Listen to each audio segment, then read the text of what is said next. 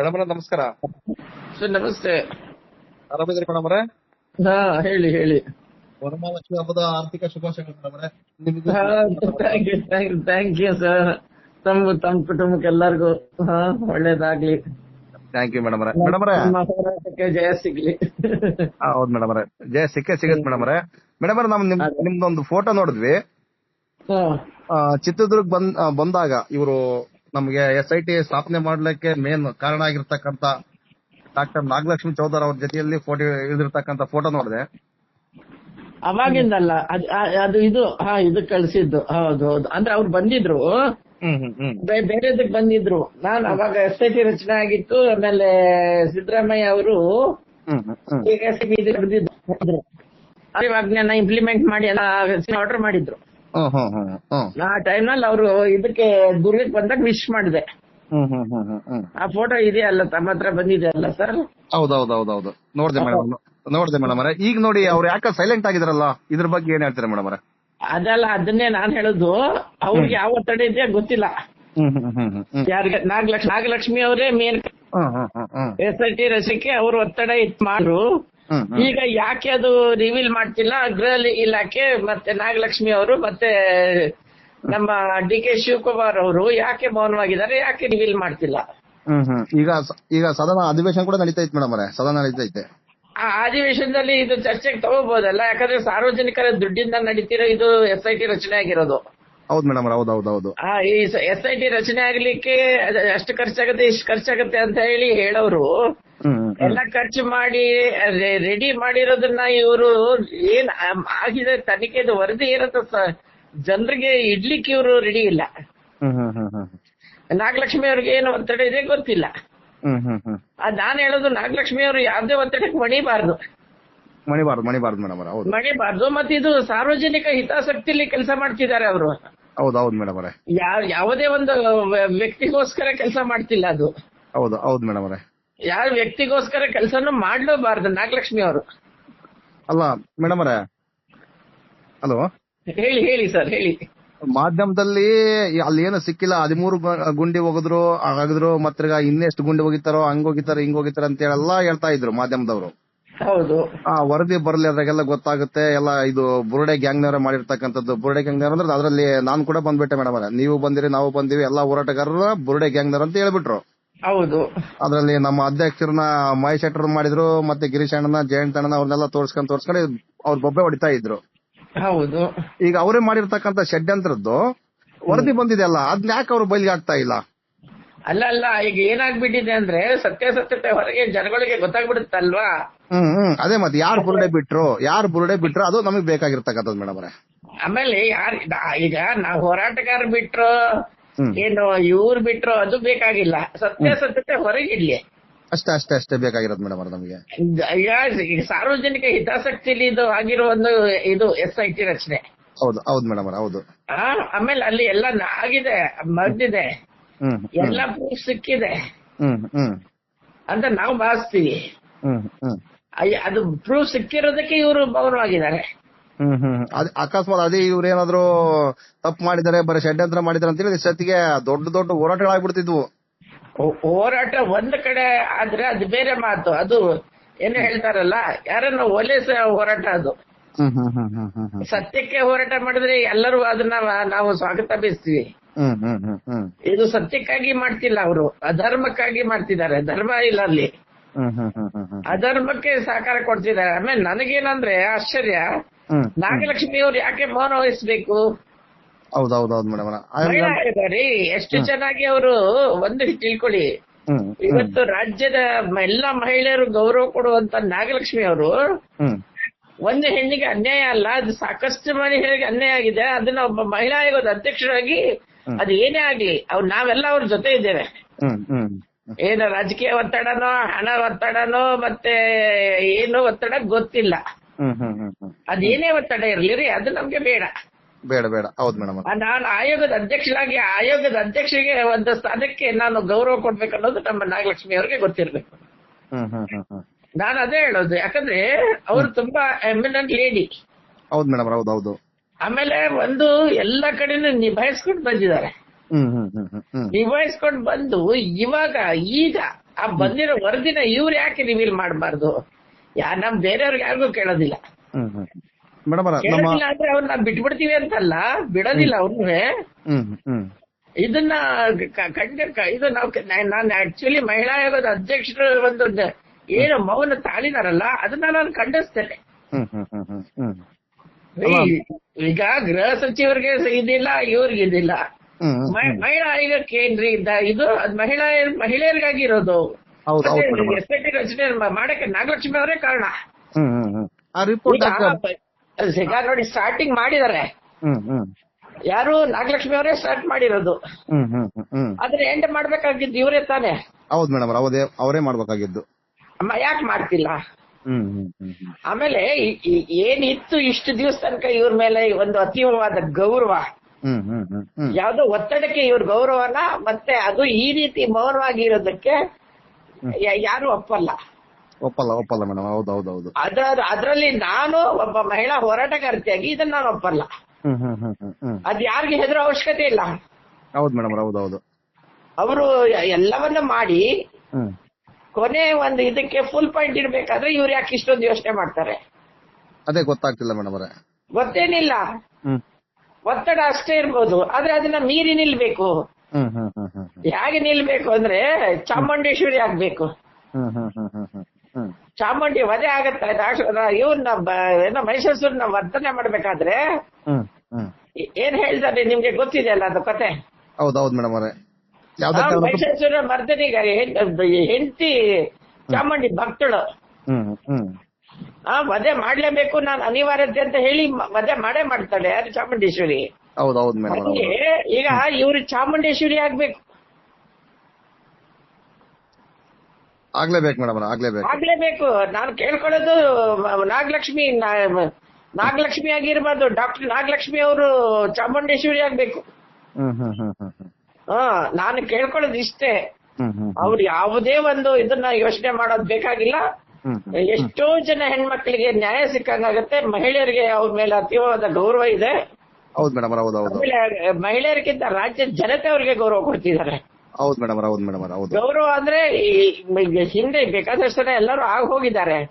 ಪರಿಮಳ ನೇಸರ್ಗಿ ಇದ್ದಾರೆ, ಮಂಜುಳಾ ಮಾನಸ ಇದ್ದಾರೆ, ಮಂಜುಳಾ ಅವರು ಇದ್ದಾರೆ, ಎಲ್ಲರೂ ಅಧ್ಯಕ್ಷ ಆಗಿ ಹೋದ್ರು. ಆದ್ರೆ ಆಯೋಗ ಏನಂತ ಹತ್ರಕ್ಕೆ ಹೋಗಿ ಮುಟ್ಟಿಸಿದವ್ರೆ ನಾಗಲಕ್ಷ್ಮಿ ಅವರು.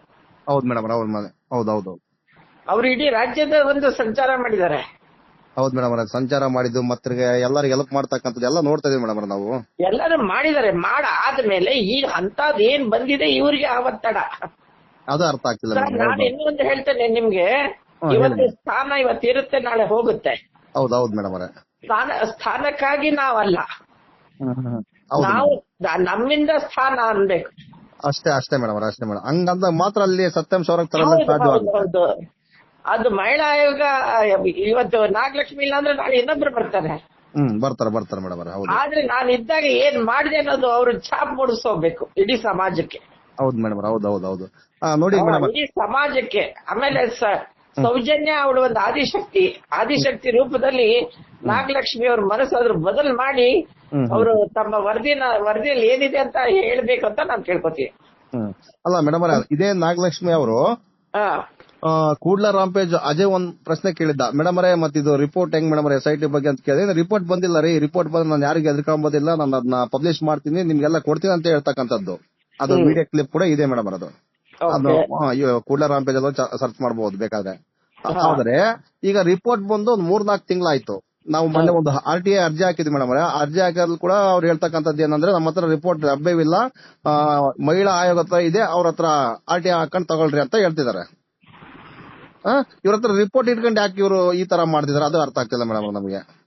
ನೋಡಿ, ನಾನ್ ಹೇಳ್ತೀನಿ, ಅವ್ರದ್ದು ಯಾವುದೇ ಒಂದು ಇದಿರ್ಲಿ, ಅವ್ರನ್ನ ನಾವು ವೆಲ್ಕಮ್ ಮಾಡ್ತೀವಿ.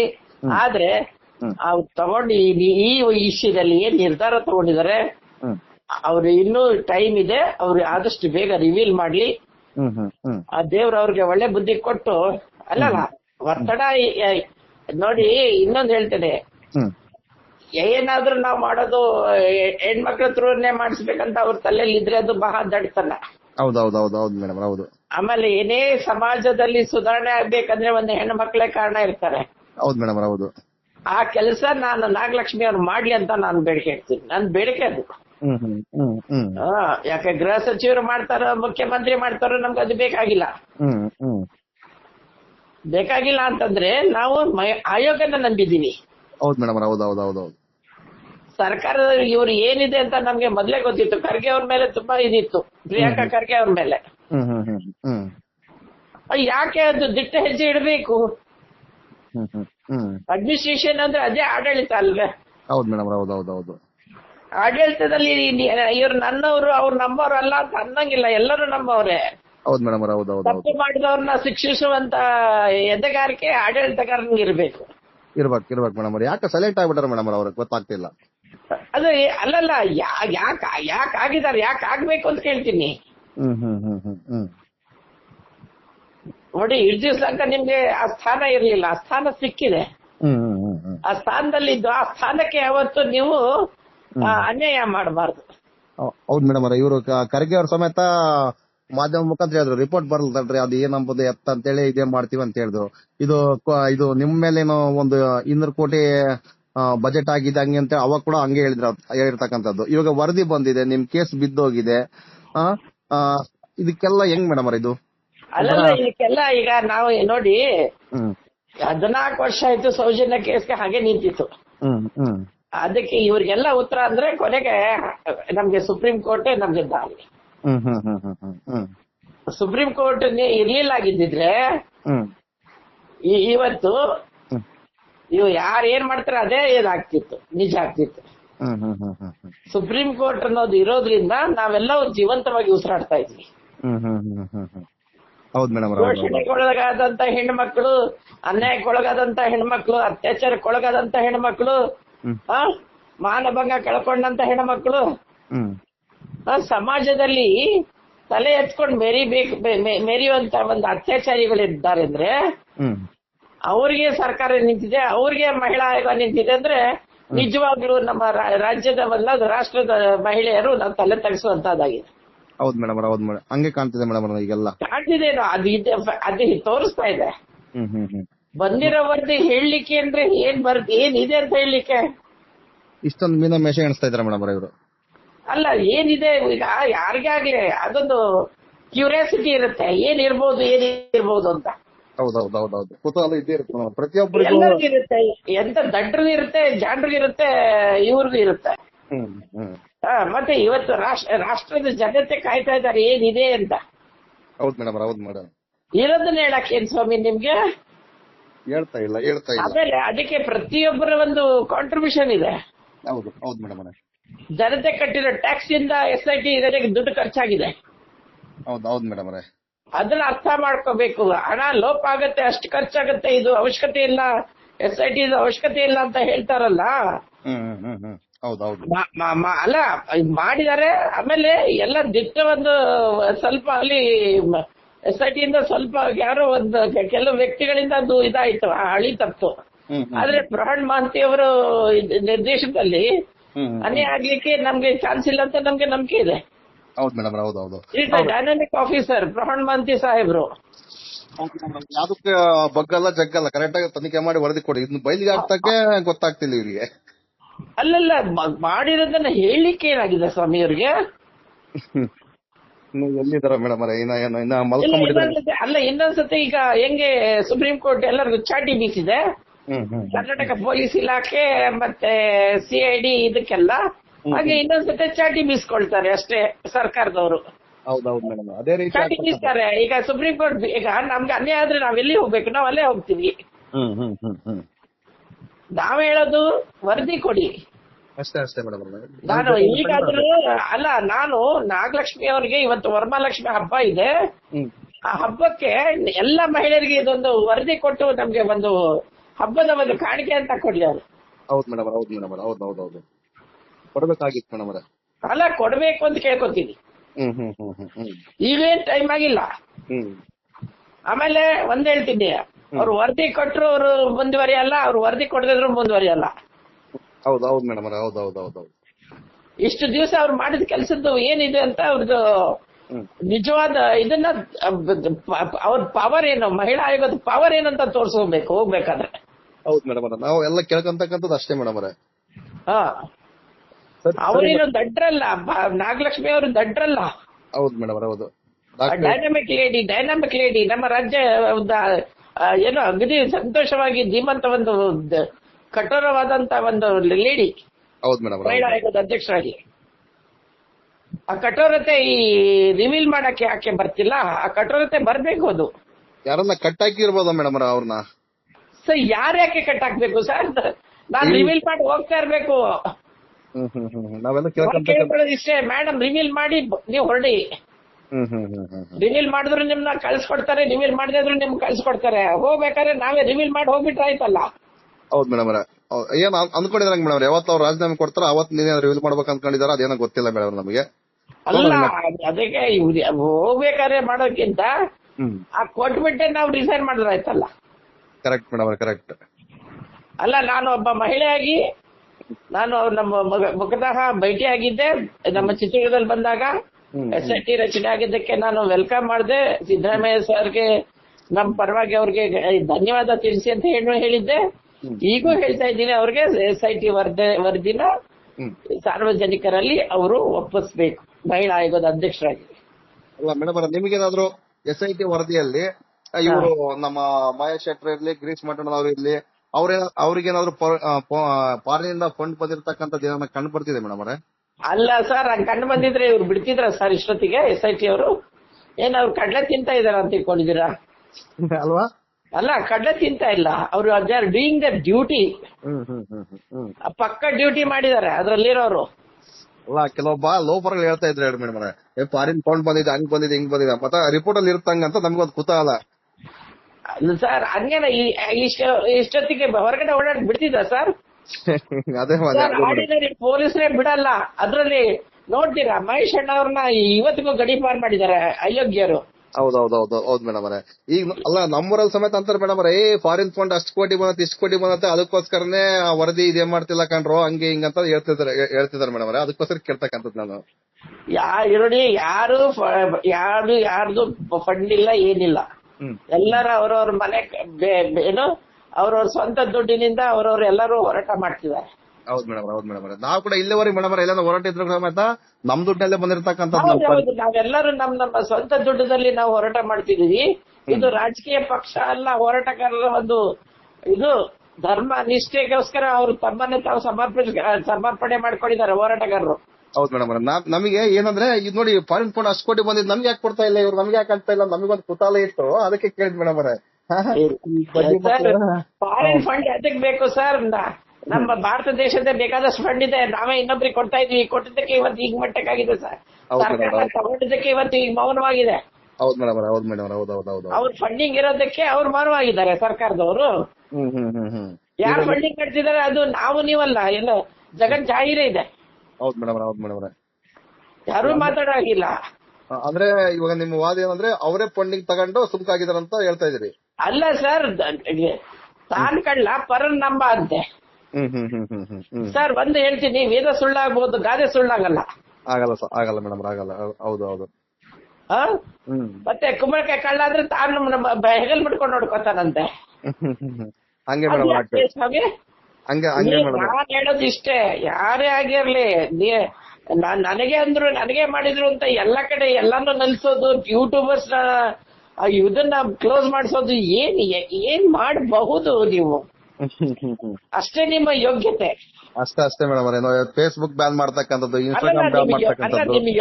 ನಿಮ್ ಯೋಗ್ಯತೆ ತಕ್ಕ ಹಾಗೆ ನೀವು ನಡ್ಕೋತಾ ಇದ್ದೀರಾ. ಹಂಗೆ ಕಾಣ್ತಿದೆ ಮೇಡಮ್, ಹಂಗೆ ಕಾಣ್ತಿದೆ. ನಮ್ಮ ಯೋಗ್ಯತೆ ಹೋರಾಟದ ಯೋಗ್ಯತೆ.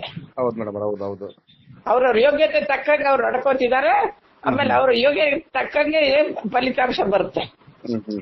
ಆ ಫಲಿತಾಂಶ ಹೆಂಗೆ ಬರುತ್ತೆ ಅಂದ್ರೆ ಚೇತರಿಸ್ಕೊಳಕ್ ಆಗಲ್ಲ. ಹೌದು ಮೇಡಮ್, ಹೌದು. ನಮ್ಗೆ ದೇವರ ಶಕ್ತಿ ಕೊಡ್ಬೇಕು, ಶಕ್ತಿ ಕೊಟ್ಟೆ ಕೊಡ್ತಾರೆ ದೇವ್ರು ಎಂದು ಅಣ್ಣಪ್ಪ ಸ್ವಾಮಿ ಮಂಜುನಾಥ ಯಾರನ್ನು ಕೈ ಬಿಟ್ಟಿಲ್ಲ, ಬಿಡಲ್ಲ ಮೇಡಮ್. ಯಾವ ಹೋರಾಟಗಾರನು ಕೈ ಬಿಡೋದಿಲ್ಲ. ನಾವು ಅಲ್ಲಿ ದೇವ್ರ ಮೇಲೆ ಇನ್ನೊಂದ್ ಮೇಲೆ ನಾವು ಷಡ್ಯಂತ್ರ ಮಾಡ್ತಿಲ್ಲ. ಆ ದೇವ್ರನ್ನ ಪವಿತ್ರತೆಯನ್ನು ಕಾಪಾಡ್ತಕ್ಕಂಥದ್ದು, ಅಲ್ಲಿ ಆಗಿರ್ತಕ್ಕಂಥ ಅನ್ಯಾಯಗಳನ್ನ ತಿಳಿತಕ್ಕಂಥದ್ದು.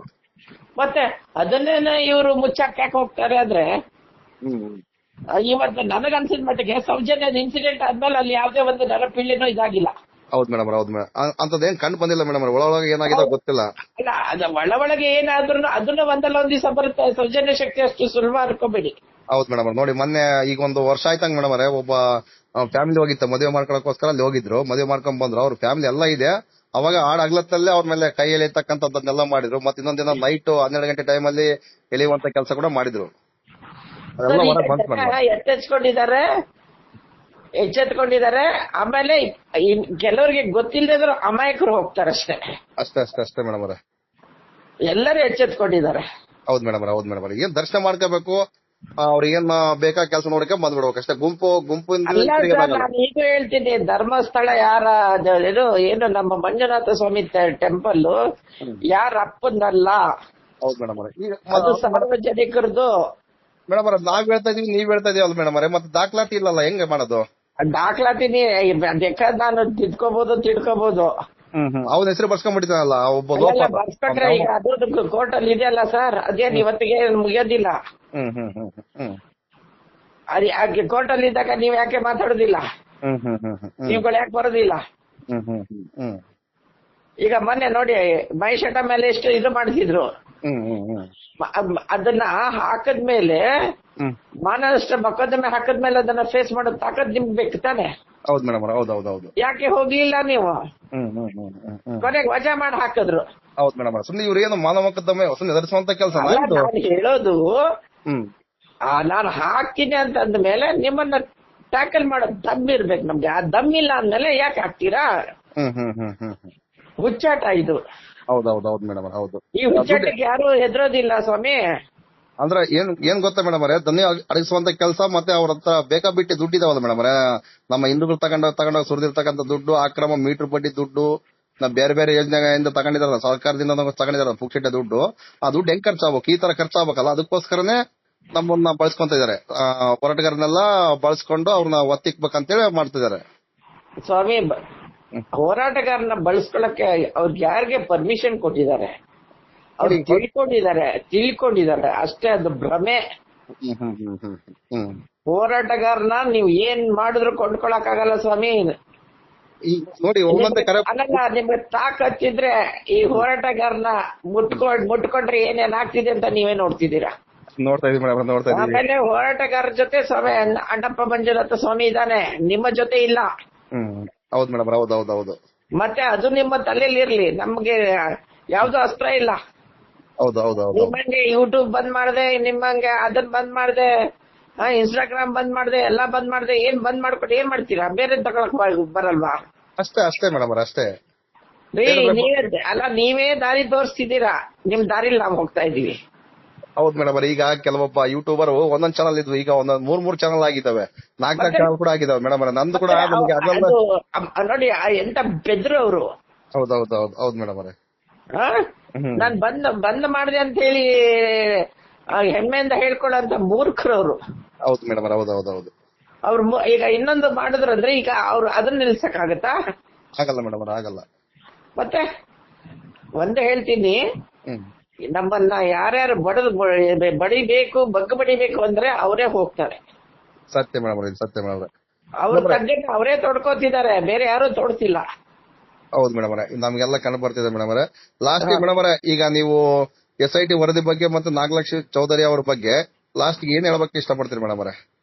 ನಾನ್ ನಾಗಲಕ್ಷ್ಮಿ ಮೇಡಮ್ ಇಷ್ಟೇ ಕೇಳಿಕೊಡೋದು, ಮಹಿಳಾ ಆಯೋಗದ ಅಧ್ಯಕ್ಷರಾಗಿ ರಾಜ್ಯದ ಮಹಿಳೆಯರಿಗೆ ನೀವು ನ್ಯಾಯ ಕೊಟ್ಟಿಲ್ಲ ಅಂದ್ರೆ ಇಷ್ಟು ದಿವಸ ನೀವು ಮಾಡಿದ್ದೆಲ್ಲ ಬೂಟಾಟಿಕೆ ಅಂತ ಆಗತ್ತೆ, ಸಮಾಜಕ್ಕೆ ತಪ್ಪು ಸಂದೇಶ ಹೋಗುತ್ತೆ. Only for the sake of publicity Nagalakshmi has acted and she pretended ಅಂತ ಆಗುತ್ತೆ. But you don't give chance for that. You are humble, you are quite eminent lady and dynamic lady ಅಂತ ಏನಾದ್ರು ಇದ್ರೆ immediate you reveal that what that SIT report is there and we are expecting from you that only. ಅದನ್ನೇ ನಾವು expect ಮಾಡೋದು ನಿಮ್ಮಿಂದ. ಅಷ್ಟೇ madam ಅದನ್ನ ಯಥಾವತ್ತಾಗಿ ಹೇಳ್ಬಿಡಿ. ಅಷ್ಟೇ ನಿಖರ ಮಾಹಿತಿ ಬೇಕಾಗುತ್ತೆ. ಅಲ್ಲ, ರಾಜ್ಯದ ಜನತೆ ನಾವು ನಿಮ್ಮ ಜೊತೆ ಇದ್ದೇವೆ ಅಷ್ಟೇ ಮೇಡಮ್. ಅವ್ರಿಗೆ ಏನನ್ನ ಬೇಕಾದ್ರೆ ಮಾಡ್ಲಿ ಮೇಡಮ್, ನಾವು ನಿಂತ್ಕೊಂತೀವಿ ಮೇಡಮ್, ಅವರಿಂದ ನಿಂತ್ಕೊಂತೀವಿ ಮೇಡಮ್, ನಾವು ನಿಂತ್ಕೊಂತೀವಿ ಮೇಡಮ್. ಅರೆ ಅವ್ರನ್ನ ಮುಟ್ಟಕ್ ನಾವು ಬಿಡ್ತೀವೇನ್ರಿ? ಸಾಧ್ಯವಿಲ್ಲ ಮೇಡಮ್, ಸಾಧ್ಯವೇ ಇಲ್ಲ. ಯಾಕಂದ್ರೆ ಆ ಪೋಸ್ಟ್ ಅಲ್ಲಿ ನಿಂತ್ಕೊಂಡು ಮಾಡಿದವ್ರೆ ಅವ್ರು SIT ನ. ಹೌದು ಮೇಡಮ್ ಹೌದು. ಮತ್ತೆ ಹಂಗೆ ಮಾಡಿದ್ಮೇಲೆ ಅದಕ್ಕೊಂದು ಫುಲ್ ಪಾಯಿಂಟ್ ಅವರೇ ಕೊಡ್ಬೇಕು. ಕೊಡ್ಲೇಬೇಕು ಮೇಡಮ್, ಕೊಡ್ಲೇಬೇಕು. ಅದು ಇದು ರಾಜ್ಯದ ಎಲ್ಲಾ ಮಹಿಳೆಯರ ಪರವಾಗಿ ನಾನು ಕೇಳ್ಕೊತಾ ಇದ್ದೀನಿ. ಅನ್ಯಾಯಕ್ಕೆ ಒಳಗಾದವರು, ಅತ್ಯಾಚಾರಕ್ಕೆ ಒಳಗಾದವರು, ಅಹಿಂಸೆ ಎಲ್ಲಾ ಅತ್ಯಾಚಾರ ಒಳಗಾದವ್ರ ಪರವಾಗಿ ನಾನು ಕೇಳ್ಕೊತಾ ಇದ್ದೀನಿ. ಅವ್ರ ಮನಸ್ಥಿತಿ ಬದಲಿಸ್ಲಿ, ಯಾವುದೇ ಒತ್ತಡ ಇದ್ರೂ ಅದು ರಿವೀಲ್ ಮಾಡ್ಲಿ. Okay madam, okay madam, thank you madam. ನಮಸ್ಕಾರ ಮೇಡಮ್, ನಮಸ್ತೆ ಮೇಡಮ್, ಥ್ಯಾಂಕ್ ಯು.